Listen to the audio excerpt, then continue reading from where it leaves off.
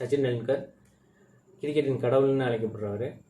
So உலக கிரிக்கெட்டின் ஜாம்பவான், உலக அளவில் இந்திய கிரிக்கெட் புகழ் பெற வச்சவர் அப்படின்னா அது மிகையாகாது.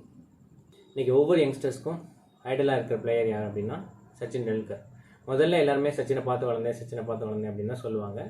ஸோ சச்சினுக்கு அடுத்து தான் என்னதான் முன்னாடி கபில் தேவ், கவாஸ்கர் அந்த மாதிரி இருந்தாலும் இந்தியாவில் கிரிக்கெட் ரொம்ப பிரபலமாகிறதுக்கு காரணம் அப்படின்னு பார்த்தா சச்சின் டெண்டுல்கர் அப்படின்னு தான் சொல்லணும். ஸோ அந்தளவுக்கு ஒரு கிரிக்கெட்டை புகழின் உச்சிக்கு கொண்டு சென்றவர் சச்சின் டெண்டுல்கர். ஸோ ஒரு கிரிக்கெட்டில் 100 சதங்கள், அதாவது ஒரு சதம் அடிக்கிறதுக்கே இப்போ எல்லாருமே திணறும் போது ஒட்டுமொத்த கிரிக்கெட்டில் 100 சதங்கள் அப்படின்றது ஒரு மிகப்பெரிய சாதனை. ஸோ அந்த சாதனையை இனிமேல் வர்றவங்க யாராவது முறியடிப்பாங்களா அப்படின்னு கேட்டால் அது கொஞ்சம் சந்தேகம் தான். விராட் கோலி முறியடிப்பார் அப்படின்னு எதிர்பார்க்கப்படுது. ஏன்னா ஒன் டே இன்டர்நேஷ்னல் மேட்ச்சில் அவரோட சாதனையை 49 சதங்கள் சாதனையை முறியடித்து 50வது சதத்தை அடிச்சிட்டாரு. பாசிபிலிட்டி இருக்குது அப்படின்ற மாதிரி சொல்கிறாங்க, இல்லைன்னு சில பேர் சொல்கிறாங்க. ஸோ அது இருக்கட்டும். சச்சின் டெண்டுல்கர் அவரோட பர்த்டே. ஸோ ஒவ்வொரு வருஷமும் வருது. இன்றைக்கி 51வது பர்த்டே. ஸோ அவரை பற்றின ஒரு சின்ன நல்ல மெமரிஸ், அவரை பற்றின ஒரு சில நல்ல மெமரிஸ் இங்கே நினைவுபடுத்தலாம் அப்படின்னு சொல்லிட்டு விரும்புகிறேன். 1995 இருக்கும்னு நினைக்கிறேன். ஸோ அப்போதைக்கு வீட்டில் மேட்ச் எல்லோரும் பார்த்துட்ருக்காங்க. அப்போ தான் எனக்கு கொஞ்சம் விவரம் தெரிஞ்ச வயசு. ஸோ அப்படி இருக்கும்போது அப்போ எல்லாருமே ஒரு பிளேயரை பற்றி பேசுகிறாங்க. அவன் இருந்தால், சச்சின் இருந்தால் மேட்ச் வின் பண்ணியிருக்கலாம் அப்படின்ற மாதிரி பேசுகிறாங்க. ஸோ அப்போ நவஜோத் சித்தும் விளையாண்டுக்கிட்டு இருந்த காலங்கள்னு நினைக்கிறேன். ஸோ அவர் சிறப்பாக விளையாண்டார். அவரோட சேர்ந்து சச்சின் விளையாண்டுருந்தால் அந்த மேட்ச் ஜெயிச்சிருக்கலாம் அப்படின்ற மாதிரி. அது எந்த மேட்ச் அப்படின்றதெல்லாம் ஞாபகம் இல்லை. அப்படி தான் சச்சின் இருந்தால் மேட்ச் வின் பண்ணியிருக்கலாம் அப்படின்ற மாதிரி தான் எனக்கு ஒரு சின்ன மெமரி ஞாபகம் இருக்குது. ஸோ அப்போ சச்சினை பிடிக்க ஆரம்பித்தது. ஸோ அதுக்கப்புறம் ஒவ்வொரு மேட்சும் சச்சின் எவ்வளோ அடிப்பார் அப்படின்ற மாதிரி ஒரு ஆர்வம். ஸோ அவர் மேட்ச் விளையாட வந்தாலே அவர் எப்போ அவுட் ஆயிடுவாரோன்னு ஒரு பதட்டம் இருந்துகிட்டே இருக்கும். ஒவ்வொரு சச்சின் ஃபேனும் அதை ஃபீல் பண்ணியிருப்பாங்க. ஏன்னா அதே மாதிரி 90ஸ்க்கு, அதாவது 90 அடித்ததுக்கப்புறம் அவருக்கு எப்படி ஒரு நர்வஸ் ஃபீலிங் இருக்கும், அந்த மாதிரி அவர் பேட்ஸ்மேனாக உள்ளே வந்ததுக்கப்புறமே சச்சின் அவுட் ஆகிடக்கூடாது அப்படின்ற மாதிரி ஒரு ஃபீலிங் எல்லா சச்சினோட ஃபேன்ஸுக்கும் இருக்கும். ஸோ அந்த மாதிரி ஃபஸ்ட்டு மெமரி அப்படின்னு பார்த்தா சச்சின் டெண்டுல்கர் கேப்டனாக இருந்து ஒரு 217 அடிச்சிருப்பார் நியூசிலாந்தோட. அப்போது தூர்தர்ஷனில் காலையில் ஒரு மணி நேரமும் சாயங்காலம் ஒரு மணி நேரமும் மேட்ச் டெலிகாஸ்ட் பண்ணுவாங்க. ஏன்னா அப்போ தூர்தர்ஷன் மட்டும்தான் அந்த எங்களோட கிராமத்துலலாம் இருக்கும். ஸோ ஸ்டார் ஸ்போர்ட்ஸ் அந்த மாதிரிலாம் சேனல்ஸ் பார்க்க முடியாது. ஸோ பார்த்தா நேஷ்னலில் காலையில் 1 மணி நேரமும் சாயங்காலம் ஒரு மணி நேரமும் போடுவாங்க. அது இந்தியாவில் நடந்தாலும் சரி, வெளிநாட்டில் நடக்கிறது ஞாபகம் இல்லை, இந்தியாவில் நடக்கிற மேட்சஸ்க்கு அந்த மாதிரி போடுவாங்க. ஸோ ஒன் டே மேட்ச்னால் ஃப்ரீயாக ஒளிபரப்புவாங்க. ஸோ அந்த மாதிரி இருக்கும். சில நேரம் அது அதாவது ஒரு ஸ்டேஜுக்கு மேலே தான் அந்த 10 ஸ்போர்ட்ஸோட ஒரு என்ன சொல்கிறது, ஒளிபரப்பு உரிமை பகிர்ந்துக்கிட்டு இந்தியாவில் நடக்கிற மேட்சஸ்க்கு அவங்க ஒளிபரப்பு உரிமை கொடுத்தாகணும். அதே மாதிரி இந்தியா விளையாடுற மேட்சஸ்க்கு எல்லாமே அந்த மற்ற சேனல்ஸ் ஃப்ரீயாக தூர்தர்ஷனுக்கு ஒளிபரப்பு கொடுத்தாகணும் அப்படின்ற மாதிரி ஒரு டேர்ம்ஸ் வச்சாங்க. ஸோ அந்த மாதிரி சில மேட்சஸ் மட்டும் பார்ப்போம். அப்படி 217 அதுதான் நல்லா ஒரு மெமரியாக ஞாபகம் இருக்குது. ஸோ அதுக்கப்புறம் செமையாக ஞாபகம் இருக்கிற இன்னிங்ஸ்ன்னு பார்த்தா 2003 வேர்ல்டு கப் சொல்லலாம். ஸோ அதில் இருக்கிற மேட்சஸில் மொத்தம் அந்த சீரீஸில் 673 ரன்கள் அடித்து மேன் ஆஃப் த சீரீஸ் வாங்கியிருப்பார். அதில் ஒவ்வொரு மேட்சஸுமே சூப்பராக ஞாபகம் இருக்குன்னு சொல்லலாம். அதுலேயும் இந்த ஆண்ட்ரூ கேடிக்கு ஒரு லெக் சைடில் ஒரு ரூஃப் டாப்பில் ஒரு 6 அடிப்பார். அது இப்போவும் ஞாபகம் உள்ள ஒரு மெமரிஸாக சொல்லலாம். அதே போக பாகிஸ்தானோட அடித்த 98, 273 துரத்தும் போது ஸோ சச்சினோட இன்னிங்ஸ் ஒரு மிகப்பெரிய ஒரு பாசிட்டிவாக இருந்தது. அதனால தான் இந்தியா வின் பண்ணுது அப்படின்னு சொல்லலாம். ஸோ அந்தளவுக்கு ஒரு இம்பாக்ட்ஃபுல் இன்னிங்ஸ் அதுக்கப்புறமா பழைய மேட்சஸாக பார்த்ததில் ஷார்ஜாவில் அந்த 2 செஞ்சுரிஸ், ஷார்ஜா கப்பில் ஆஸ்திரேலியாவோட ஃபைனல்ஸ்க்கு விளையாடுவார். அதில் 2 மேட்சஸ்லேயும் செஞ்சுரி அடிப்பார். அந்த மேட்சை ஒரு இம்பாக்ட்ஃபுல்லான இன்னிங்ஸ்ன்னு சொல்லலாம். ஸோ அந்தளவுக்கு செமையாக ஆடிப்பார். ஆஸ்திரேலியா ஒரு ஜெயிக்க முடியாத அணி அப்படின்னு சொல்லி எல்லாரும் சொல்லிட்டு இருக்கப்போ என்னால் ஜெயிக்க முடியும் அப்படின்னு சொல்லிட்டு ஆடி காட்டியிருப்பார். ஸோ அந்த ஆடி காமிச்சு அந்த சீரீஸையும் வின் பண்ணுறதுக்கு ஒரு முக்கிய காரணமாக இருப்பார்.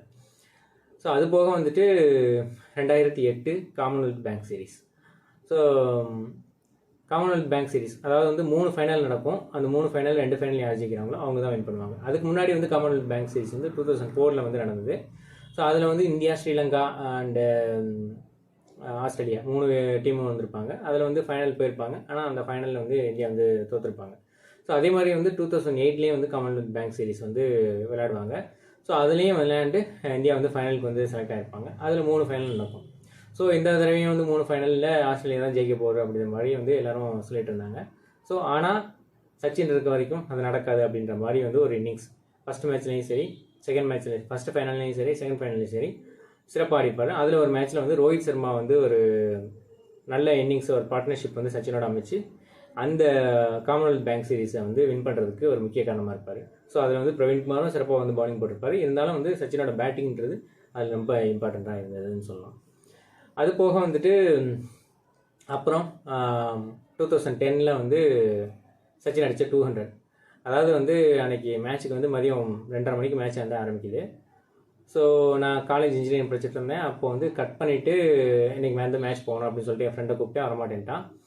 ஸோ வந்து நான் முடிவு பண்ணிட்டேன், இன்றைக்கி வந்து சச்சின் ஆடுறதை நான் பார்க்கணும். ஸோ அதனால் வந்து மதியமே கிளாஸை கட் பண்ணிவிட்டு போவோம் அப்படின்னு சொல்லிட்டு முடிவு பண்ணிட்டேன். கட் பண்ணிவிட்டு பஸ் ஏறி போயிட்டேன். கரெக்டாக வந்து மேட்ச் ஸ்டார்ட் பண்ணுறதுக்குலாம் வந்து ஊருக்கு வந்து வந்துட்டேன். ஸோ சச்சின் ஆடுறாரு, 50 அடிக்கிறாரு, 100 அடிக்கிறாரு, 150 அடிக்கிறாரு, செம்மையாக ஆடுறாரு. ஸோ இன்றைக்கி லீவ் போட்டதுக்கு வந்து ஒரு சூப்பராக இருக்குது அப்படின்ற மாதிரி நினைக்கலாம். ஸோ 190s வந்துட்டார். ஸோ 200 அடிப்பாரா, முதல் 200 வந்து கிரிக்கெட் ஹிஸ்ட்ரியில், ஒன் டே கிரிக்கெட் ஹிஸ்ட்ரியில் வந்து அடிப்பாரா அப்படின்ற மாதிரி எதிர்பார்த்துட்டு இருக்கும்போது கரெக்டாக வந்து ஒரு 199 இருக்கும். ஸோ 199 இருக்கும்போது வந்து கேபிள் வந்து கட் ஆகிடுச்சு. ஸோ கேபிள் கட் ஆகி சேனல் தெரியல. அந்த நேரம் வந்து ஒரு கேபிள் ஆப்ரேட்டர் மட்டும் என் கிடச்சிருந்தார். அவரை வந்து கிட்டத்தட்ட ஒரு அடிக்கிற அளவுக்கு போயிருக்கலாம், அந்தளவுக்கு வந்து ஒரு கோவம் வந்துச்சுன்னு சொல்லலாம். ஸோ அதுக்கப்புறம் வந்து பக்கத்து வீட்டில் வந்து டிஷ் வச்சுருந்தாங்க. ஸோ அவங்க வீட்டில் போய் ஜன்னல் வழியாக வந்து எட்டி பார்த்து சச்சின் அடித்து அந்த 200 வந்து கரெக்டாக வந்து லைவில் வந்து பார்த்தேன். ஸோ அந்த ஒரு மொமெண்ட்டுன்றது மறக்க முடியாத மொமெண்ட்டு. ஸோ என் ஃப்ரெண்டுக்கு வந்து ஃபோன் அடிச்சு, அவனும் சச்சின் ஃபேனு. அவன் ஃபோன் அடிச்சிருக்கும்போது ஃபோன் அடித்து பேசும்போதே Arun how lucky you are அப்படின்னு சொல்லிட்டு என் ஃப்ரெண்டு வந்து சொன்னது இன்னும் வந்து எனக்கு ஞாபகம் இருக்குது. அந்தளவுக்கு வந்து ஒரு பசுமையான நினைவுன்னு சொல்லலாம். தென் வந்து அதுக்கப்புறம் வந்துட்டு 2011 வேர்ல்டு கப். 2011 வேர்ல்டு கப் வந்து சிறப்பாகவே வந்து சச்சின் விளையாண்டார் அப்படின்னு சொல்லலாம். அதுலேயும் வந்து இங்கிலாந்தோட ஒரு செஞ்சுரி அடிச்சிருப்பார். பட் அந்த மேட்ச் வந்து ட்ரா ஆனாலும் அது வந்து ஒரு சிறப்பான ஆட்டம் சொல்லலாம். அதே போக வந்து குவார்ட்டர் ஃபைனல் ஆஸ்திரேலியாவுக்கு எதிராக வந்து ஒரு அரைசதம் வந்து அடிச்சிருப்பார். அதே மாதிரி செமிஃபைனல் பாகிஸ்தானுக்கு எதிராகவும் சிறப்பாக வந்து ஆடியிருப்பார். அரைசதம் அடித்து அந்த மேட்ச்லேயும் வின் பண்ணுறதுக்கு ஒரு காரணமாக வந்து இருந்திருப்பார். ஸோ ஃபைனலில் வந்து அதே மாதிரி ஃபைனலில் வந்து நல்லா அடிப்பார்னு எதிர்பார்க்கும்போது ஃபைனலில் கொஞ்சம் அந்த ஒரு அது வந்து அதாவது வந்துட்டு 2003 வேர்ல்டு கப்பில் கூட வந்துட்டு சச்சினோட வந்து தவறு இருக்குது, அவரோட ஷாட்டில் வந்து தவறு இருக்குது அப்படின்ற மாதிரி சொல்லலாம். ஆனால் 2011 வேர்ல்டு கப்பில் வந்து ஃபுல்லி வந்து மலிங்காவோட பிரில்லியன்ஸ் தான் சொல்லணும். ஏன்னா அந்த பாலை வந்து ஒன்றுமே பண்ண முடியாது. ஸோ அந்த பாலை விட்டாலும் அது எல்பிடபிள்யூ ஆகும், அட்டன் பண்ணியே ஆகணும். ஏன்னா அந்தளவுக்கு போகுது, அப்படி விட்டாலும் போல்ட் ஆயிரும், இல்லை எல்பிடபிள்யூ ஆயிரும், அந்தளவுக்கு ஸ்பீடு. ஸோ அதை வந்து அட்டன் பண்ணும்போது அது வந்து அது செமையான பால்னு தான் சொல்லணும். கிரெடிட் வந்து மலிங்காவுக்கு தான் இருக்கணும்.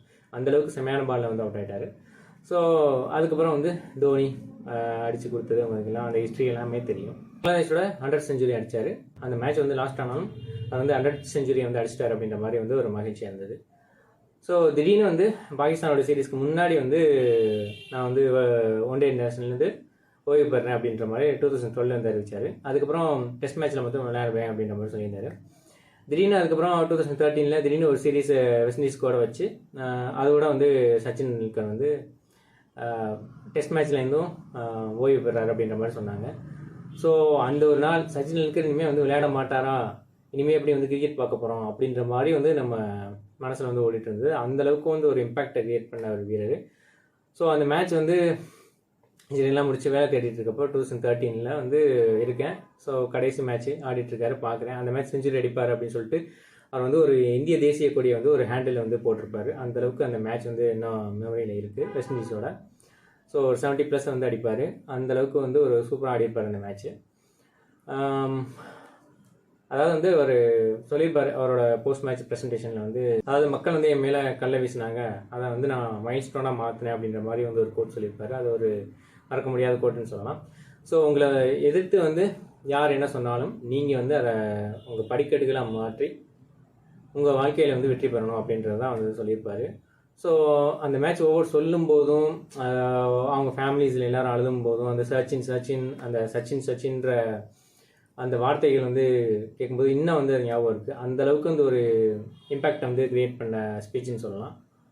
ஸோ இதுக்கப்புறம் வந்து கிரிக்கெட் மேட்ச் வந்து பார்ப்போமா அப்படின்ற மாதிரிலாம் யோசிச்சுட்டு இருக்கப்ப வந்து ஓகே ஐபிஎல் இருக்குது, ஐபிஎல் ஓவரில் விளையாடுவார் அப்படின்னா ஐபிஎல்லும் அதுக்கப்புறம் வந்து ஐபிஎல்லேருந்தும் ரிட்டையர்மெண்ட் ஆகிறேன் அப்படின்ற மாதிரி சொல்லிட்டாரு. ஸோ இனிமேல் சச்சின் விளையாடுறத வந்து பார்க்க முடியாது அப்படின்ற மாதிரி வந்து வந்தாலும் அதுக்கப்புறம் நம்ம கிரிக்கெட் வந்து பிடிக்கும், இனிமேல் மேட்ச் எப்படி பார்க்க போகிறோம் அப்படின்ற மாதிரி தான் யோசிச்சுட்டு இருந்தோம். இனிமேல் கிரிக்கெட்டே பார்க்குறது அவ்வளோவா வந்து விட்டுருவோம் அப்படின்ற மாதிரி யோசிச்சுட்டு இருக்கும்போது அதுக்கப்புறம் வந்து நிறைய விராட் கோலி, ரோஹித் சர்மா அந்த மாதிரி பிளேயர்ஸ்லாம் வந்து வந்தாங்க. அந்த கிரிக்கெட் மேலே உள்ள கிரேஸ் வந்து இன்னும் குறையாமல் அப்படி தான் இருக்குது. பட் கிரிக்கெட் மேலே வந்து ஒரு ஃபுல் கிரேஸ் வந்ததுக்கு காரணம் அப்படின்னு பார்த்தா சச்சின் டெண்டுல்கர் தான் சொல்லணும். இன்னும் வந்து சச்சின் டெண்டுல்கரை பற்றி பேசுகிறதுக்கு நிறைய வந்து மெமரிஸ் இருக்குது. ஸோ இப்போ திடீர்னு வந்து ஒரு ரொம்ப நாள் ஆச்சு வீடியோ போட்டு, ஸோ வந்து எப்போ வந்து வீடியோ போடலாம் அப்படின்ற மாதிரி யோசிச்சுட்டே இருந்தேன். சச்சின் டெண்டுல்கரோட பிறந்தநாள் வந்த அன்னைக்கு திரும்ப ஒரு நாள் வந்து வீடியோ போடலாம் அப்படின்ற மாதிரி தோணுச்சு. ஸோ இப்போ என் மைண்டில் வந்து டக்குன்னு வந்து என்னென்ன மாதிரி தோணுச்சோ, என்னென்ன மாதிரி மெமரிஸ் வந்து வந்துச்சோ அதை அப்படியே வந்து பேசிட்டேன். ஸோ இது எல்லாமே உங்களுக்கு பிடிச்சிருக்கும் அப்படின்னு நினைக்கிறேன். நீங்களும் வந்து சச்சின் ஃபேனாக இருந்தால் சச்சினோட உங்களோட மெமரிஸ் வந்து எப்படி இருந்தது அப்படின்னு சொல்லிட்டு நீங்கள் கமெண்ட் செக்ஷனில் வந்து மென்ஷன் பண்ணுங்கள். என்னோட இந்த வீடியோ வந்து பிடிச்சிருந்தா இதை வந்து லைக் பண்ணுங்கள், இதை வந்து ஷேர் பண்ணுங்கள். கிளிக் டு ஹிட் சேனலுக்கு வந்து சப்ஸ்கிரைப் பண்ணுங்கள். நன்றி, வணக்கம்.